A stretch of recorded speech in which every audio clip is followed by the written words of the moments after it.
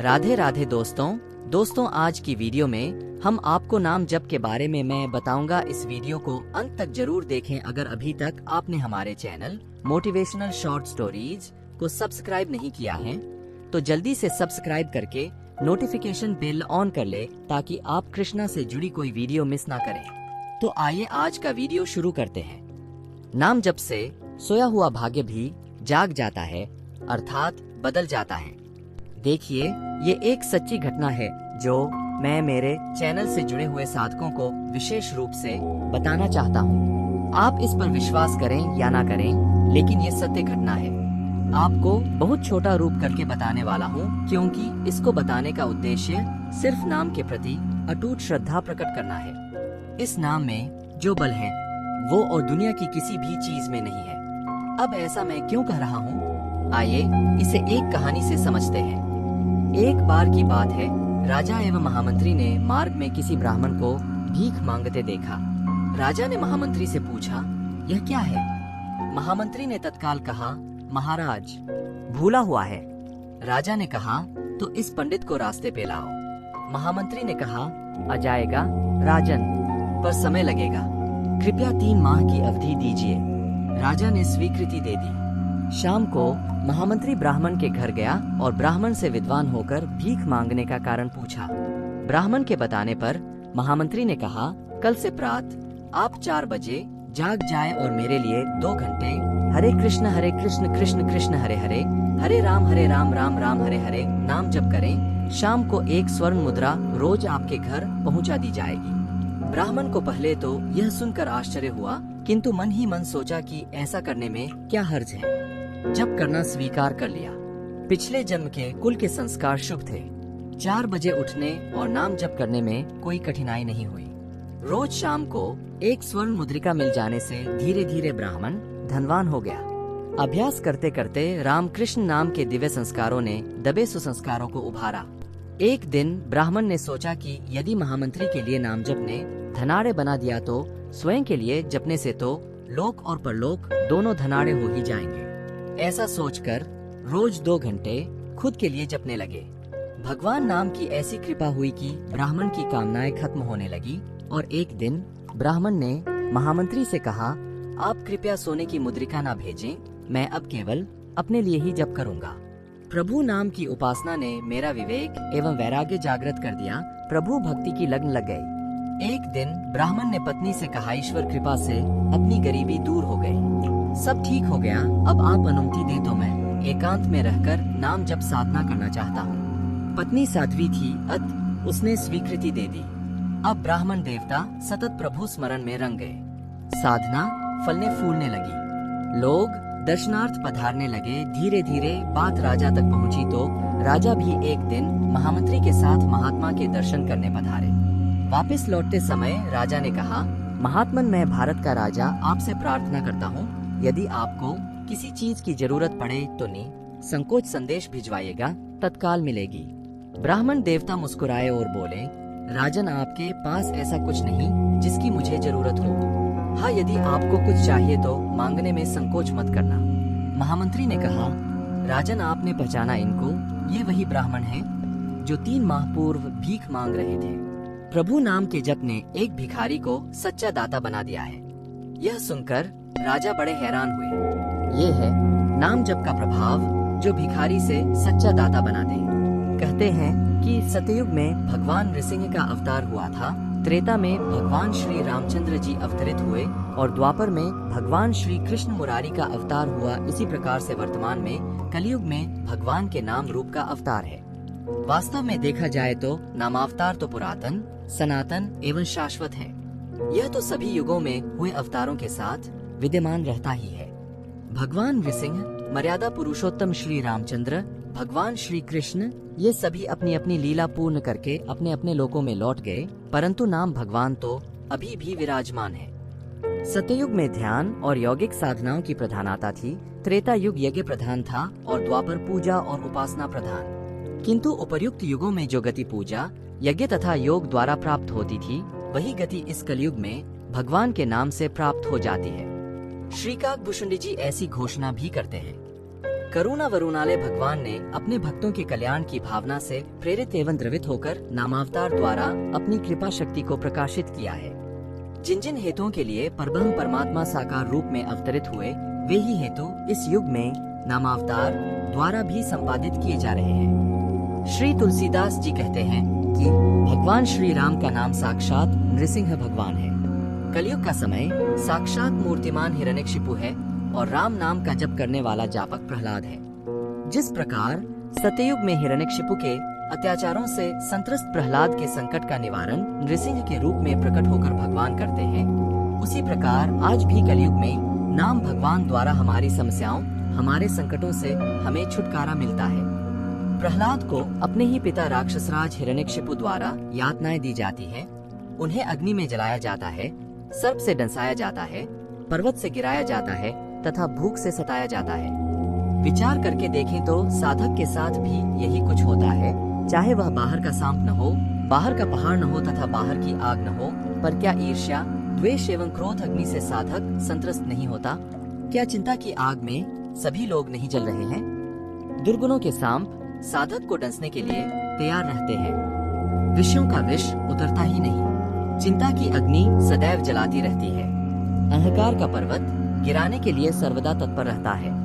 अभिमन्यु के पुत्र राजा परीक्षित के राज्य काल की घटना है।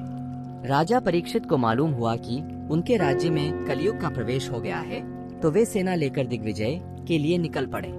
एक स्थान पर उन्होंने देखा कि धर्म बैल का रूप धारण करके एक पैर से घूम रहा है। एक स्थान पर उन्हें गाय रूपी पृथ्वी मिली, उसके नेत्रों से आंसू झर रहे थे। राजा परीक्षित ने पृथ्वी से पूछा, तुम दुखी क्यों हो? पृथ्वी ने बताया, धर्म। भगवान श्री कृष्ण ने इस समय इस लोक से अपनी लीला का स्मरण कर लिया है और यह संसार पाप में कलयुग की कुदृष्टि का शिकार हो गया है। यही देखकर मुझे बड़ा दुख एवं भय हो रहा है। आगे बढ़ने पर राजा परीक्षित ने पुनः देखा कि एक राजवेशधारी शूद्र हाथ में डंडा लिए हुए है और गाय बैल के उस जोड़े को पीट रहा है।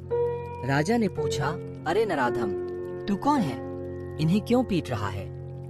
उसने उत्तर दिया, राजन, मैं कली हूँ, मैं अपना कर्तव्य कर रहा हूँ। राजा ने क्रुद्ध होकर कहा, मैं तुम्हें यहाँ नहीं रहने दूंगा। कली ने कहा, राजन, पहले मेरे गुणदोष तो सुन लो, तब निर्णय लेना। मेरे काल में धन संपत्ति के लिए भाई भाई लड़ेंगे। स्त्री पुरुष मर्यादा का उल्लंघन करने वाले होंगे। कोई कोई नारी मर्यादा में रहने वाली होगी, किंतु अधिकांश उच्छृंखल होंगी। मेरे समय में हिंसा का प्राधान्य रहेगा। मानव अल्पायु एवं अल्पबुद्धि होंगे। लोग मद्यमांस का ही सेवन अधिक करेंगे। उस समय कली की घोषणा सुन राजा परीक्षित तिलमिला कर बोले, बस बस, हद हो गई। तुम्हारे प्रभाव से तो मानवता ही लुप्त हो जाएगी। आठ मैं तुम्हें मार डालूंगा। कली ने आगे कहा, महाराज, मुझमें एक बड़ा भारी गुण भी है, कृपया इसे भी सुन ले। सतयुग में दीर्घकालीन जप तप, उपवास, व्रत, ध्यान आदि करने से, त्रेता में बड़े बड़े यज्ञों के करने से, द्वापर में भगवत सेवा पूजा आदि से जितना पुण्य मिलता है, उतना पुण्य मेरे काल में प्रेम पूर्वक राम नाम के जपने से मिलेगा। इसी बात को श्री शुकदेव जी परीक्षित को बताते हुए कहते हैं कि राजन, यूं तो कलयुग दोषों का खजाना है, परंतु इसमें एक बहुत बड़ा गुण भी है। वह गुण यही है कि कलयुग में केवल भगवान का नाम संकीर्तन करने मात्र से सारी आसक्तियां छूट जाती हैं और परमात्मा की प्राप्ति हो जाती है। तात्पर्य यह है कि कलयुग में भगवान नामावतार के रूप में जीवों का कल्याण करते हैं। आठ जो साधक भगवान नाम का आश्रय लेते हैं, उनकी रक्षा के लिए एक दिन भगवान अपनी पूर्ण शक्ति के साथ प्रकट या अप्रकट रूप में हिरण्यकशिपु रूपी कलयुग का संहार अवश्य करते हैं। इस प्रकार साधक की साधना सफल होती है। कलयुग की बुराइयों, विघ्न बाधाओं के मध्य रहते हुए भी नाम उपासना का आश्रय लेना, यह भगवान की कृपा का प्रत्यक्ष प्रमाण है। जीवंत उदाहरण है गोस्वामी श्री तुलसीदास जी एवं भक्ति शिरोमणि श्री सूरदास जी। इन्होंने नाम की आराधना की। भगवान ने कृपा करके उनके चित्त का शुद्धिकरण करके उन्हें वंदनीय बना दिया। नाम उपासना भक्ति प्रधान है। भक्ति का मार्ग उनका है जिनके पास अपना बल नहीं है। इस पथ का पथिक यदि किसी भी प्रकार अपने बल का स्वयं अनुभव करे अथवा उसे अपने पुरुषार्थ का तनिक भी अभिमान हो, तो वह भक्ति मार्ग का सच्चा यात्री नहीं। यह मार्ग उनका है जो अपने अहं का हनन कर चुके हैं। संत कनकदास जी से जो कोई पूछता, क्या मैं परम धाम जाऊंगा? तो वो कहते, नहीं, जब मैं नहीं जाएगा तो तू नहीं जाएगा। किसी को उत्तर देते, जब मैं जाएगा तो तू जाएगा। पूछने वाले इन वचनों को एक अहंकारी के वचन समझते। उनसे फिर पूछा गया, क्या आप परम धाम जाएंगे? उन्होंने उत्तर दिया, हाँ, जब मैं जाएगा तो मैं जाऊंगा। लोगों को अब सही समझ आई कि संत किस मैं की बात समझा रहे हैं। मान को उल्टा करें तो नाम बनता है। ये दोनों एक साथ नहीं रह सकते, अतः नाम मान को या अह को मारने की अचूक दवा है। नाम उसे कहते हैं जो नम कर दे, अर्थात झुका दे। नाम एक और जीव को झुकना सिखा देता है, दूसरी ओर भगवान को झुका देता है। दोनों के झुकने पर जीवात्मा और परमात्मा का मिलन हो जाता है। नाम तो श्री नाम अवतार को भी झुका देता है। प्रभु से प्रेम जन्म जन्मांतरों का मोह मिटा देता है। नाम भगवान श्री राम को हर समय अंगंग मानने का, अर्थात दिव्य प्रेम में हर समय डुबकी लगाए रखने का एवं श्री राम कृपा को सर्वदा याद रखने का सामर्थ्य प्रदान करता है। ऐसा जापक झुकने की, विनम्र रहने की कला सीखकर परमात्मा के परम प्रेम का पात्र बन जाता है तथा प्रत्येक परिस्थिति को प्रभु प्रसाद मानकर सम रहता है। एक बार एक संत के पास ब्राह्मण वेश में कलयुग पधारे, परिचय दिया तथा आदेश दिया, सत्संग में आत्मा परमात्मा की चर्चा एवं श्री राम नाम उपासना पर बल मत दिया करें। इससे लोगों का मनोबल, बुद्धिबल बढ़ता है, विश्वास में वृद्धि होती है। तब उन पर मेरी दाल नहीं गलती, वे मेरे प्रभाव से बाहर हो जाते हैं। संत ने विनय पूर्वक उनसे कहा, भाई, भीड़ इकट्ठी करना मेरा उद्देश्य नहीं, लोगों में भक्तिभाव जगे, उन्हें सत्स्वरूप का बोध हो, यही सत्संग का लक्ष्य है। कलयुग ने कहा, इस समय मेरा शासन है, जिसका राज्य हो उसके पक्ष में रहना बुद्धिमानी है। संत ने हंसते हुए उत्तर दिया, भाई, मैं तेरे राज्य में नहीं, राम राज्य में हूँ, मेरे राजा राम हैं, तू नहीं। युग तो आते जाते रहते हैं, आपकी मेरी अवज्ञा महंगी पड़ेगी। यह धमकी देकर कली चला गया। अगले ही दिन सत्संग के समय ही उन संत के पास एक व्यक्ति आया और उनसे कहा, महाराज, आपने जो मदिरा मंगवाई थी उसके पैसे अभी तक नहीं पहुँचे। संत समझ गए यह कली का खेल है। उनके जो सत्संगी थे निंदक हो गए, आश्रम खाली हो गया। उस शाम कली प्रकट हुए, पूछा, कैसा है आश्रम, कैसी है भक्ति? सुना है भगवान मानने वाले शैतान मानने लगे हैं। पुनः कहूँगा, मेरे राज्य में नामोपासना सिखाकर मेरे विरुद्ध न चलो। यदि मान जाओ तो कल से ही दुगने भक्त पधारने लगेंगे। संत ने पूछा, कैसे? कली ने कहा, कल ही दिखा दूंगा। अगले ही दिन एक कोरी उस आश्रम के मार्ग में पड़ा चिल्ला रहा था, अरे कोई मुझे संत के पास ले आओ, यदि वह कृपा करके मुझ पर पानी छिड़केगा तो मेरा कोर दूर हो जाएगा, ऐसा भगवान ने मुझे स्वप्न में बताया है। मार्ग में जाने वाले कुछ लोग कहते, अरे नहीं, वह तो शराबी है, संत नहीं। प्रत्युत्तर में वो कहता, अरे नहीं, वह उच्च कोटि का महात्मा है। कुछ घड़ी बाद लोग उसे उन्हीं संत के पास ले गए। संत ने जल छिड़का, उसका कोर ठीक हो गया। कुछ ही पलों बाद वह वृद्ध से सुंदर युवक हो गया। सभी सत्संगी शर्मिंदा होकर क्षमा मांगने लगे। अब सत्संग में खूब भीड़ होने लगी। कली फिर पधारे आश्रम में, उनसे कहा, देख लिया मेरा प्रताप, इसलिए मुझसे मिलकर रहो। संत ने तत्काल कहा, नहीं, हम तो प्रभु श्री राम से ही मिलकर रहेंगे। सत्संग जारी रहेगा ताकि लोग विषयदास, धनमन के दास न बने, रामदास बने। कली ने फिर धमकाया, संत महाराज, आपकी भारी पड़ेगा, देख लिया है न आपने मेरा प्रभाव। हाँ, देख लिया, निंदा स्तुति दोनों करवा ली, तूने भी देख लिया न राम राज्य का प्रभाव। मैं दोनों में सम रहा। मैं प्रत्येक परिस्थिति से अप्रभावित अर्थात सम एवं शांत रहता हूँ। यह प्रभु की भव्य अनुकूलता का प्रताप है। नाम भक्ति भगवान को भक्त के अनुकूल बना देता है और समता है परमोच्च अवस्था जो राम कृपा से भक्त को उपलब्ध होती है। उपनिषद भगवान नाम को सब सारों का सार घोषित करता है और नाम भगवान की उपासना को परमोपासना बताता है। वाचिक, उपांशु तथा मानसिक तीनों प्रकार की उपासनाएं सर्वसुखकारी एवं कल्याणकारी है। यद्यपि चारों युगों में नाम का प्रभाव प्रत्यक्ष है, परंतु कलयुग में तो इसका विशेष महत्व कहा गया है। अनादि काल से इसे सर्वोच्च स्थान दिया जा रहा है। इस साधना को कल्पतरु अर्थात समस्त कामनाओं को पूर्ण करने वाली एवं सकल भवव्याधियों को दूर करने वाली बताया गया है। हिंदू, मुस्लिम, सिख, ईसाई एवं यहूदी सभी किसी न किसी रूप में नामोपासना का महत्व स्वीकार करते हैं। इसके मुख्य अंग है नाम स्मरण, ध्यान एवं कीर्तन। नाम उच्चारण करते करते उसके गुणों का स्मरण प्रीतिपूर्वक अथवा भाव सहित जब सिमन कहलाता है।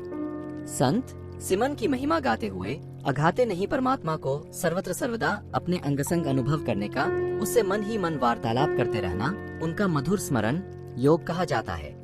राम नाम जपने का सबको समान अधिकार है, चाहे निपट निरक्षर है या साक्षर, निर्धन है या धनवान, उच्च जाति का है या निम्न का, महिला है या पुरुष, पवित्र है या अपवित्र, पापी है या पुण्यात्मा, मांसाहारी है या निरामिष एवं दुखी है या सुखी।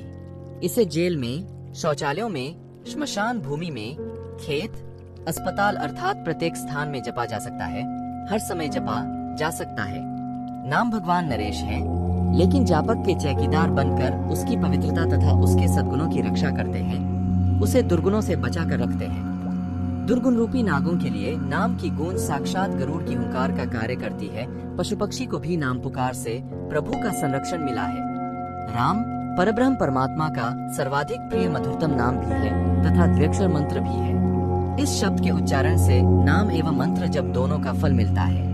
ऐसा सुना गया है कि एक बार धर्मराज युधिष्ठिर ने भीष्म पितामह से पूछा, मंत्र जप करने वाले को कौन सा लोक प्राप्त होता है?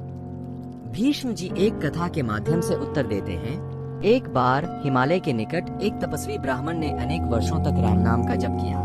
प्रभु प्रकट हुए और उन्होंने कहा, ब्रह्मर्षि, मैं तुमसे प्रसन्न हूँ, वर मांगो। ब्राह्मण ने कहा, हे प्रभु, अधिक मंत्र जप की इच्छा में निरंतर वृद्धि हो तथा मन की एकाग्रता में बराबर उन्नति हो। तथास्तु, अब तुम प्रेम पूर्वक नाम जपो। ब्राह्मण ने वर्षों जप किया, मन इंद्रियों पर पूरा वशीकरण किया, काम, क्रोध, लोभ, मोह पर विजय प्राप्त की। वे दूसरों के दोष कभी नहीं देखते थे। अब धर्मराज पधारे, उनसे कहा, महाराज, मैं आपके दर्शन करने आया हूँ। नाम मंत्र जप के फलस्वरूप आप देवलोक को लांघकर जहाँ इच्छा हो ऊपर के लोकों में प्रवेश पा सकते हैं। ऐसी है राम नाम एवं मंत्र आराधना की महिमा। नाम भगवान ने किस निंदनीय को वंदनीय नहीं बना दिया, यह तो सामान्य जन को भी राम कृपा का पुण्य पात्र बना देता है। एक बार की बात है, किसी राजा का एक दास रामदास बनने के लिए हिमालय की घाटी में साधनारत हो गया। राम नाम की दीक्षा देते समय गुरु जी ने उसे समझाया था, वत्स, राम मंत्र चलते फिरते, सैर करते, उठते बैठते, खाते पीते, खेलते कूदते, नहाते धोते, कामकाज करते, सोते जागते, श्वास लेते छोड़ते तथा यात्रा करते हर समय जपा जा सकता है, हर जगह जपा जा सकत है। भोजन बनाते, लकड़ी काटते भी राम राम जपते रहना। ललक लग गई, उसने अविराम नाम जपा। एकांत था, समय का सदुपयोग किया। गपशप, निंदा चुगली, झूठ, छलक सब छूट गया। वह सेवक नाम रंग में रंग गया। नाम भगवान ने कृपा की, मन का पवित्रीकरण हुआ, आचरण व्यवहार सुधरा, स्वभाव बदला, भूख नींद बहुत कम हो गई, राम मिलन की तड़प जगी, चित्त शांत हुआ, परम शांति एवं परमानंद का अनुभव हुआ, चेहरे पर अद्भुत तेज प्रकट हुआ। नाम की कृपा से वह संत बन गया। संत ने एक बार भंडारे का आयोजन किया। धनवानों ने तथा राजा ने आर्थिक सहायता की। बाद में उस संत ने सबको नाम की महिमा समझाई, भजन कीर्तन हुआ। विदा लेते समय सबने संत को प्रणाम किया। राजा भी पहुँचे, कहा, महात्मन, कोई चमत्कार नहीं दिखाया। संत ने मुस्कुराकर विनयपूर्वक उत्तर दिया, राजन, चमत्कार तो हो गया। मैं वही आपका सेवक जो कुछ वर्ष पूर्व आपको ही नहीं आपके अधिकारियों को भी प्रणाम किया करता था, आज आप सहित सब मुझे दंडवत प्रणाम कर रहे हैं। इससे बड़ा चमत्कार और क्या हो सकता है? यह सुनकर सबको बड़ा आश्चर्य हुआ। कितनी सुगमता से नाम भगवान रीझ कर अपनी महिमा को चमत्कारी ढंग से भक्त में प्रकट कर देते हैं। नाम ध्यान मन की सारी मैल धोने, कुसंस्कारों को जलाने तथा आत्मस्वरूप को जान लेने का एक सहज एवं उत्कृष्ट साधन है।